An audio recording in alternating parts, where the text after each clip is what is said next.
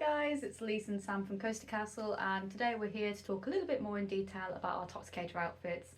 Now, these outfits are the ones that we wore to Alton Towers for the opening day, for Toxicator specifically, and we talked about it a little bit in that video, but we wanted to do a bit more of a video where we could focus on them and show you a few more of those details that you may have missed if you did see them on park, or the details that you just may have missed if you didn't see them on park, kind of thing. But yeah, to start off, just wanted to say a huge thank you for all the support and kind comments and appreciation that we've had for those costumes.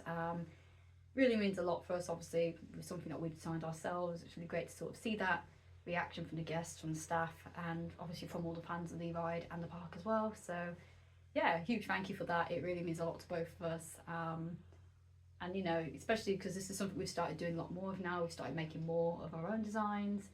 Obviously we did a few last year and we sort of started to make a few more different things over the year. So yeah, it's really cool to see that so many of you actually appreciate and enjoy seeing that as well. And hopefully we'll make a few more videos about it, because I keep saying I'm going to film stuff and then you do proceed to forget. So hopefully this will be the start of a new era of content essentially on the channel. We start doing more videos to talk about the outfits. So yeah, hopefully we can keep that going. But yeah, let's get into it and let's show you a bit more of the costume in more detail. So, as you can see with some of the costumes, we've decided to go with full-blown boiler suits, which for almost, well, with Toxicator, it's very much chemical plant to chemical manufacture. So these are normally quite ideal and what you'd find a lot of people in that industry wearing. So from there, from the actual nice looking suit, sadly we've gone and ruined it a bit. We've added oil splurges, so like little stains there, little bits of toxic on them, which, am I allowed to say what it was? Yeah. So we've used hot glue sticks for this, which has worked very well. Coloured hot glue, absolute game changer, honestly. You can just obviously paint over hot glue, but it won't have the same effect. But as you can see, we've got a nice green, but you can get various colours. You can get glittery ones as well. I think we've got glittery ones somewhere. So very, very cool stuff to use. We've also layered, as you can also see, below the hot glue, we've used acrylic paint and smudged it in. So, and I know people I work with are going to watch this, but they call me smudge at work, so this is perfect. Like, get nice and mucky. So we'll move on from the actual detailing to some of the logos you've probably seen around this one. So what we've done, we've gone with a stencil, spray canned it first, and then over the top of the stencil, once I've done my bit with the stencil, Elise has gone in and done her bit where she's gone and hand painted it to bring it all out. Just because the stencil wasn't quite sitting on top of it, because obviously fabric moves. Fabric does move, and well, November was very windy, as we all remember. And paper and paint don't always go hand in hand. No. And then we've also, on the pockets, we've got the emblem for the Phalanx, which again, tying back into the chemical industry. When designing workwear, they do like to put their logos on top of zipped pockets because it looks nice. It's there, it's bold, and it's going to catch the eye. Professional. Very professional. It works beautifully. Then we'll move down the costume towards the leg, and yes, this is what happens to me when I'm at work. The legs pay for it because you're going to kneel down a lot and get a lot of muck on you.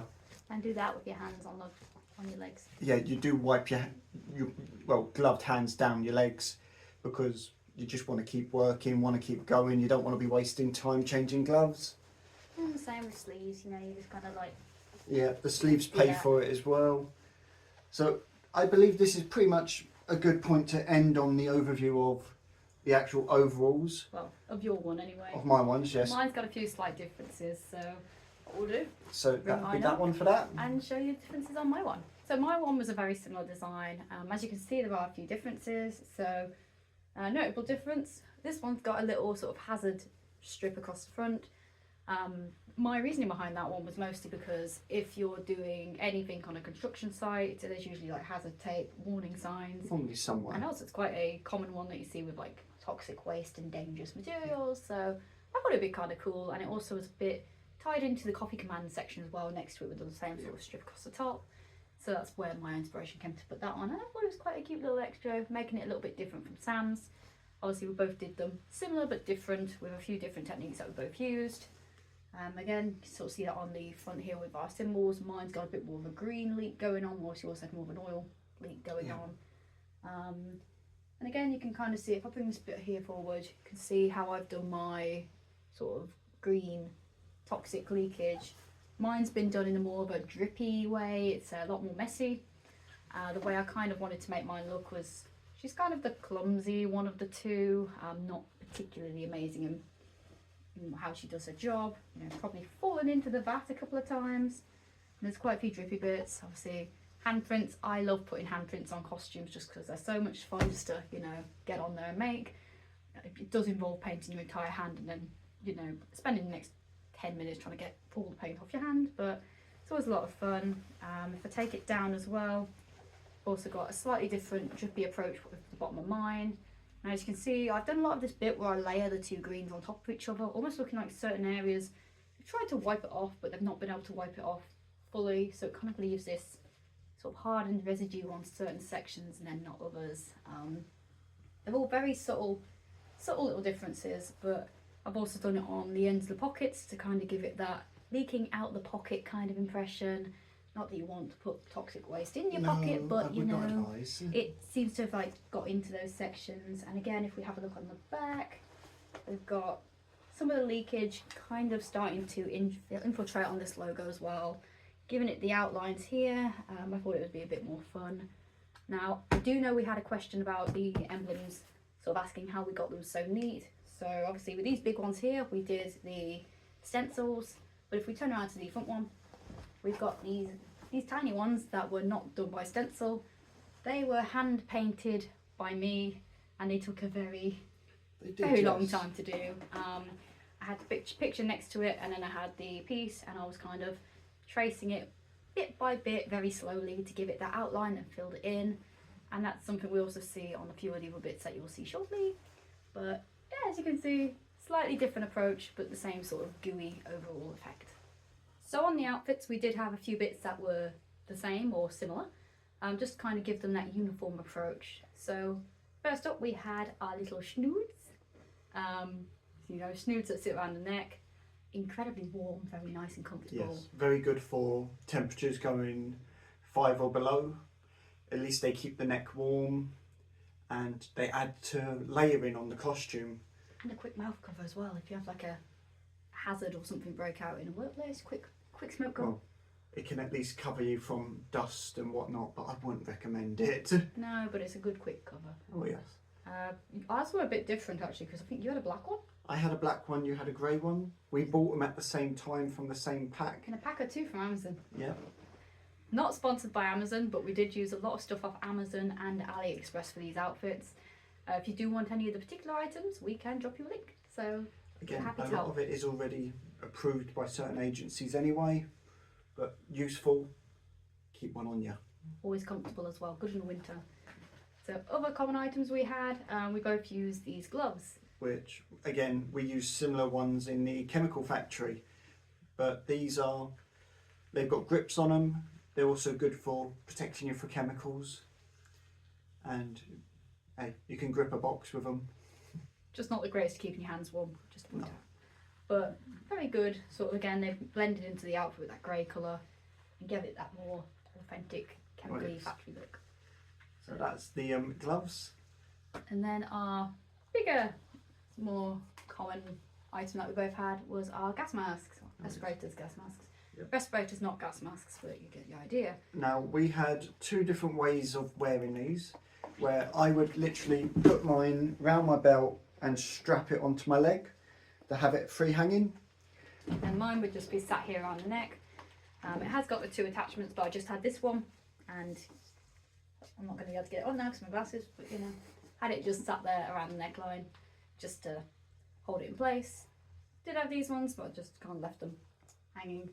Obviously were removed if we were going on any attractions that required them removed. But as you can see, again, we've kind of got a very similar yet different approach. So if I bring mine forward, we've got the green sort of toxic slime, again using that hot glue that's been coloured to give it that kind of drippy effect on mine. Kind of got it up in there in the sort of in the filters. And stuff as well. Same with the sort of like acrylics, just to weather it. You can see it's all on these sort of on the filter tanks as well, just to give it a bit more, and even hanging out on the back. We wanted to go with a 360 sort of detail on these. A few other things we did on this one, a little bit subtle, but you can kind of see it there. There's a bit of a black dry brushing to give it a carbon sort of effect. And another thing I added on mine, which was another interesting hand draw, was, if I bring it this way, there we go, our little submit to the spinner logo. That was obviously used in a lot of the marketing. I originally wanted to make a little, like I said, little big spinny bit to go on the side of the outfit, but that kind of got put away when I started thinking more on the design and thinking more authentic with it. But there's a bit more on that later. And then your mask is pretty similar, isn't it? It's just slightly different methods again. Mine's similar. Instead of, at least where she's kept hers fairly shiny and clean, I've sprayed over mine in areas with a black spray can and then hit it with 2 different colours of calligraphy ink to give it more of the slight sulphate burning. And again, slightly different approach with the drippiness of the ooze. You've gone with more of like a viscous sort of thick version, while mine's a bit more watered down. Which this is quite reminiscent on when, as a good point of reference for you, when a key cold pump gets a airlock and goes pop right next to your face, you're a bit like booger, and you're now covered in green or white or black or whatever any other colour. Rainbow grease, you know. But yeah, that is our masks. And then we are onto our more unique items. So both of us put a little element onto our costumes that was more unique and a bit different. So if you start with your one first. So with mine, I picked a tool belt to use, which also helped me hang the mask off it. The reason I've gone with a tool belt is because some jobs require you to wear a tool belt with a variety of tools in. Sadly, as I was going on to park, I would not be putting a variety of tools in to work on anything. I mean, you could join maintenance. You know I'd happily, but that's not the point. So as you can see, I've gone round with a black spray can, made it look like it's been hit with a bit of graphite or whatever charring happens there. And then there's ink splashes, just in case anything's got us. And again, we've seen the hot glue green coming about. We like that green, it was very... It is magnificent, it is a wonder item and I would recommend it. But this was a quick buy from AliExpress and I had it sat in my toolbox for like months without a use for it. It was for a different project that hasn't been done yet. Yeah, which now I need to go buy another one for that project. But hey, it looks fantastic. And then we've got my unique item was these goggles. Again, these are kind of like, I believe they're welding goggles, you told me? They were welding goggles. Got little filters on the side, yeah, once. They're quite rubbery as well. As you can see, if I move it across, we've gone a little bit more embellished with this one. We've got all the sort of mess on it from before. And we've painted another Phalanx logo on here. Again, this was all hand painted. This was with a paint pen this time. It took a long time because obviously trying to paint on a surface that's a bit glossy, it's going to come off. So it's a lot of repeat painting and a little back and forth. But the thing that drew me to these goggles was if I do this, they flick up. So I've got these, it's cool kind of like thing where I can see through it if it's like this, and just meant I could add a few more details. So if I bring it forward, you can see I've got a few breaks in the plastic, which again are paint pen to give it the impression that they've been smashed. And if we have a look here, a little red vein reference for Nemesis as well, just to kind of tie in that story of the Phalanx as a whole, especially because the Toxicator machinery is being used with Nemesis's tentacle to extract the the venom, saliva that then gets turned into Osporum through the process of toxication. So a few nice little references there. I actually I put that reference in I think before they did the trailer with the name reveal. Yes. But that was because I was there like, I want a reference to Nemesis, you know. There was a lot of it was kind of like guesswork in some areas. Like that was definitely one where I wanted to sort of put another little Easter egg in, and that's how we ended up with the little Nemesis reference in there. So that was a brief overview of our outfits and a bit more of an in-depth and detailed look at them, just to show you a few bits that we've put on. So now we're on to the next bit. We obviously put out a poll on our Instagram asking if anyone had any questions about the outfits, and a few of you did actually supply us with some questions. So yeah, let's answer some of those questions. We've already answered a couple of them in the video, but these are the ones that we didn't quite get to in the bit of show and tell. So first question, what is the backstory of these characters and outfits? Start with yours. Have you got a backstory for yours? Have I got a backstory for my boy Rex? Who would named him? I've been thinking of the name for weeks. But okay, my boy Rex, as you've seen, he's got a bit of a fairly messy uniform, tool belt. He goes in, if the machine goes down, he goes in to fix it and then gets out. Any mess that has occurred onto him is down to chemical leakage coming from the pipes. And from there, he's a very serious man. If the job ain't getting done right, he's not going to be happy, and he's going to want to make sure the job proceeds as scheduled. So that's my one, really. My one, she doesn't have a name yet. I'm still working out a name. But essentially, the way in my head is the Toxicator maintenance crew are kind of like your lower ranking Phalanx operative members, much like decontamination over with the red hazmat suits. Quite lower ranking compared to like the guards and the scientists and further up than that. But in my head, my character, she's got this kind of, she wants to be a higher up ranking person. Like she wants to work her way up and become a scientist someday, but she lacks the qualifications and skill set to do so. She has the dedication, but she's just very clumsy and has a habit of putting her foot in it, essentially, not just in what she says, but also in what she does. As seen by her leg, she's got that whole toxic goo on her leg. She's probably stepped into one of the vats by mistake. Wouldn't be surprised if she fell into the vat as well. Quite a lot of the makeup that I had on her face was like the green sort of smudges and stuff. Again, hard worker, not the smartest lady in the world, but can get the thing back up and running as part of the team. But she's more likely to hand you the wrong screwdriver than the one you're asking for. So if you ask for a flathead, she'll pass you the star one, you know. She's that kind of person. But that's, I'd say that's how she is as a character. Yeah. It's a lot of fun. She's a bit goofy because obviously we kind of saw that last year in the hazmat guys who were walking around the roaming actors. They were brilliant. Just point out, we love the roaming actors, now one of our favourite things at the theme parks. So it's kind of devastating to see that they weren't there. But she essentially, very much like them, has a bit of goofy fun bit to her, but can get serious when the going gets needed. But she's a bit useless. So next question is, what was the biggest challenge in creating and wearing these outfits? I'd say the biggest challenge for me was trying to work out what accessories I wanted and how I was going to wear them. Because I was there at one point going, oh, these are cool, and got the goggles. Then, oh, these are cool, and got the mask. And then I went, yeah, how am I going to wear these? In the end, I resorted to wearing the goggles on my head and the mask on my neck. But then over time, we learned that the goggles have got a little bit of an imprint on your forehead if you wear them up there for too long.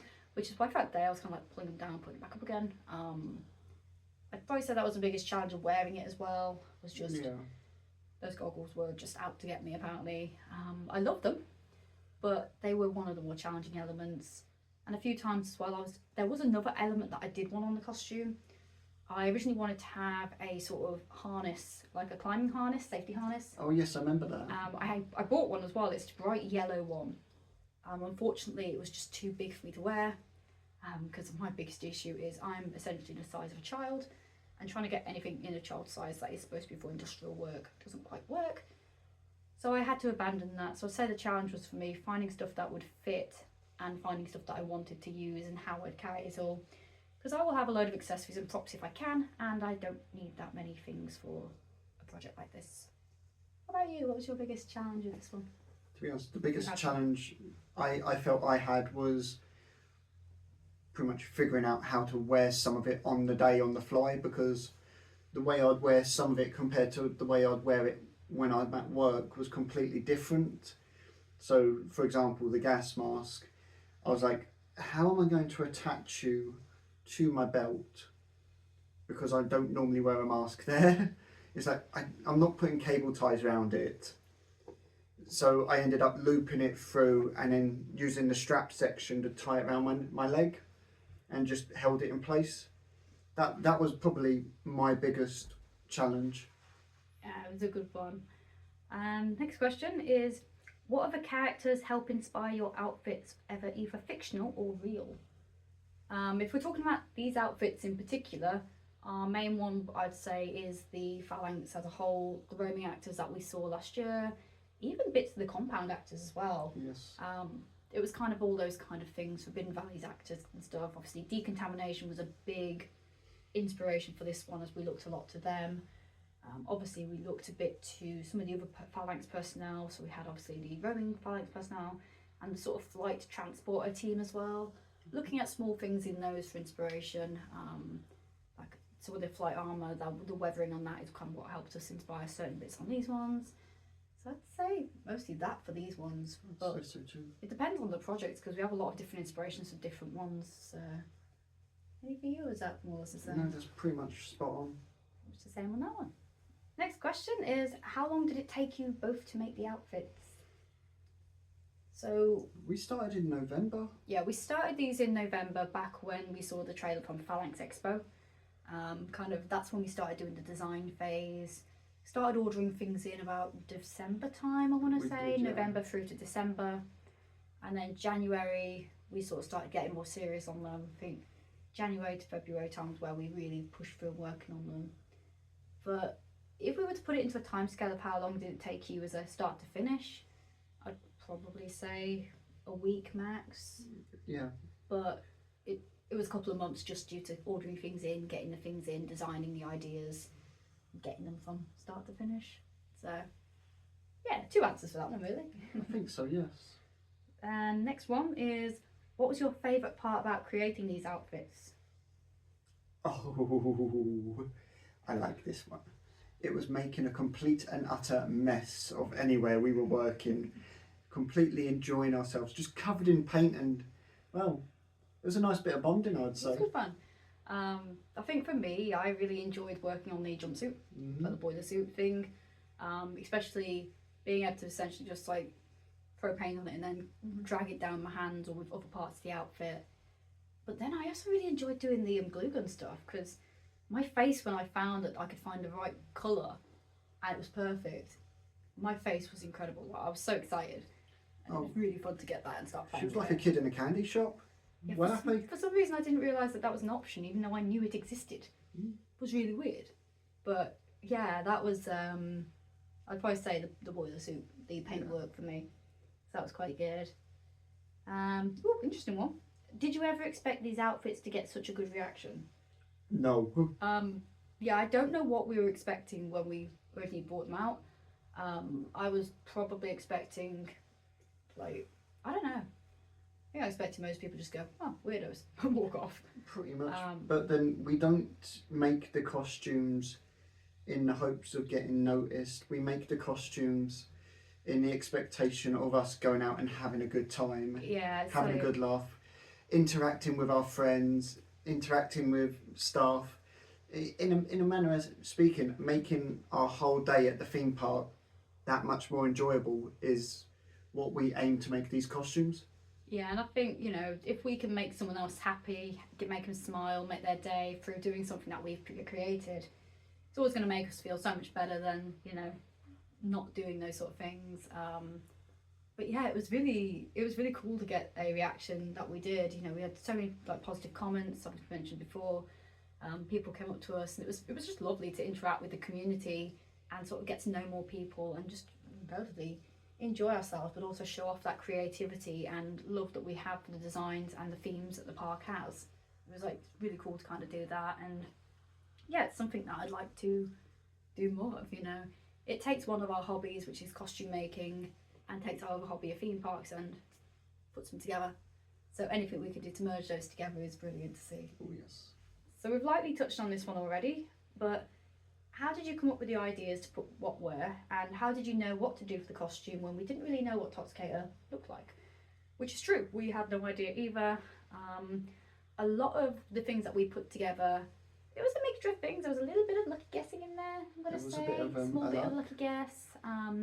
But there is actually logic to it as well. So some of the stuff that I particularly started drawing the inspiration from, and then you've got your inspiration that we draw from as well. Yeah. So for me, the main things that I picked up on, we had the Expo trailer teaser at the Phalanx Expo, which gave us a lot of things that we could take from on there. You know, we knew it was going to be green, we knew it was going to be like sludgy sliminess, we knew that there was going to be industrial elements to it.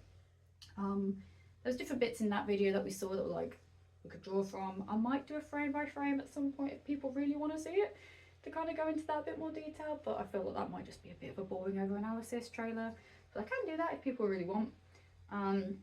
We also, obviously on the fireworks weekend, there was the teaser set that they built up with the drums. Yep. The drums and the smoke and the other bits there. So we managed to take a bit more inspiration from seeing that. It kind of gave us that idea of factory-esque kind of things, and then putting those together. We also brought in the existing area lore, obviously Coffee Command that I mentioned before, and the existing information that we knew about the Phalanx. So we knew that they were a scientific organisation that was doing experimentation.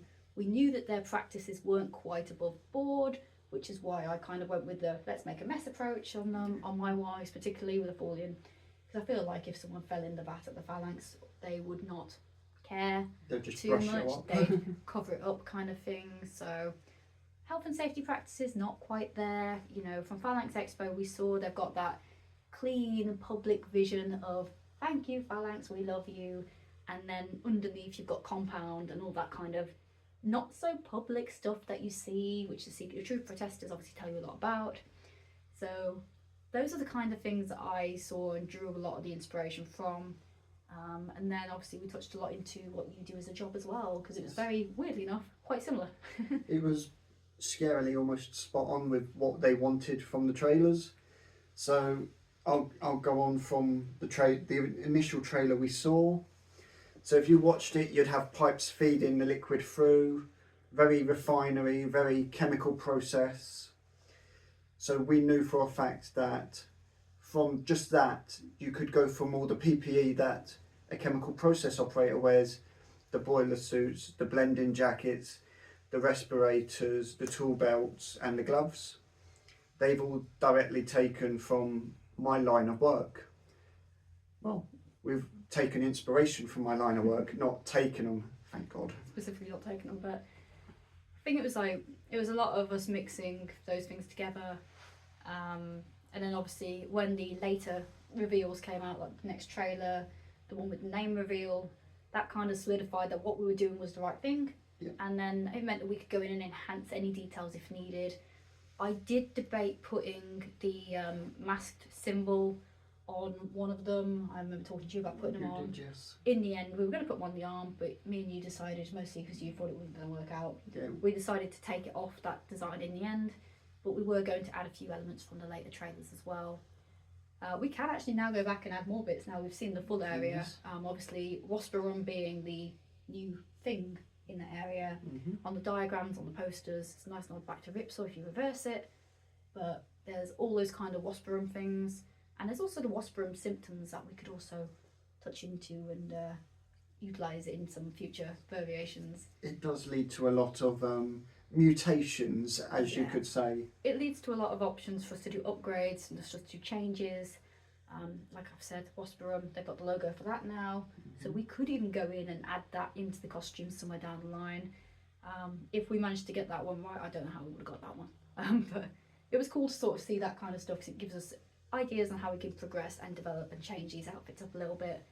But yeah, I think a lot of it was just through over-analysis of the trailers and the promotional material and the lore, which might be a bit boring to some people, but I remember seeing it and we were just like there with my notebook, like, you know, getting all these ideas down just to spitball these things, and then we started on our design and kind of ran with it in some places, and that's how we ended up with what we got. And one final question for me this time, not for you this one. So where did you get the contacts from and how was it wearing them all day? So the contacts that I got got 2 different coloured contacts from Honey Colour. So I get a lot of my coloured contacts from there. As you can see, I wear glasses, so all my contacts have to be in prescription, else I cannot see where I'm going, which isn't great. I'm really bad eyesight. So Honey Colour is where I got these ones from. I got the green Manson set, and I got the yellow, which I believe was a just said it a minute ago. Call it honeycomb. No, a yellow Twilight set, I want to say, or something like that. If you go on the Honey Colour site, you'll be able to see them all, and I can put a link in the description if you would prefer. But yeah, I bought those 2 different colours, 2 separate sets, and then just mixed them up in my eyes to go one on one side, one on the other. I do have a lot of different coloured contacts of various things for different outfits, but with these ones I wanted to kind of again go in with that mutated, fall into that physical changes to the appearance kind of thing, which is why I went with the 2 eye colours. Now I know that Waspirum side effects are red.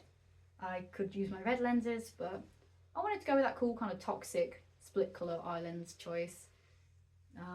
Honey Colour is a great one to go for lenses. I've also used Pinky Paradise and Unique So in the past, and I believe UK coloured contacts is one that I've also used, or something of a similar name. I think so. I can, again, if you'd like those, I can link you to those. Not sponsored by any of them or anything like that, but just, you know, want to help out with that.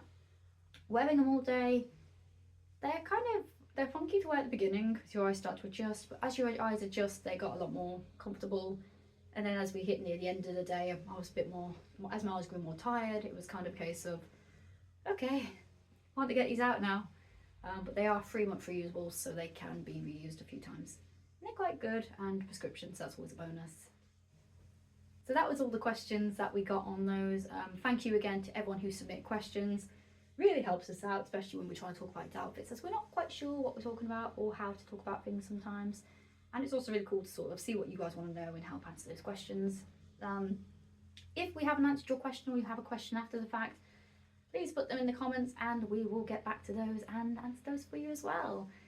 But yeah, thanks for joining us for this video. A little bit of a different video, as you can see, a bit different, not on a park, not speculating, not debating, but talking about the outfits that we built instead. But it's kind of cool that we can sit down and talk about these creative things and how we built them, and talk about the weird design process that our minds have every now and then. So yeah, it's been a lot of fun to do this, and hopefully we can do a few more. But for now, thank you so much for watching. If you enjoyed this video, please consider dropping a like, subscribe if you haven't done so already, and all the good stuff. But yeah, for now, it's Lisa and Sam, and we'll see you next time. Bye for now.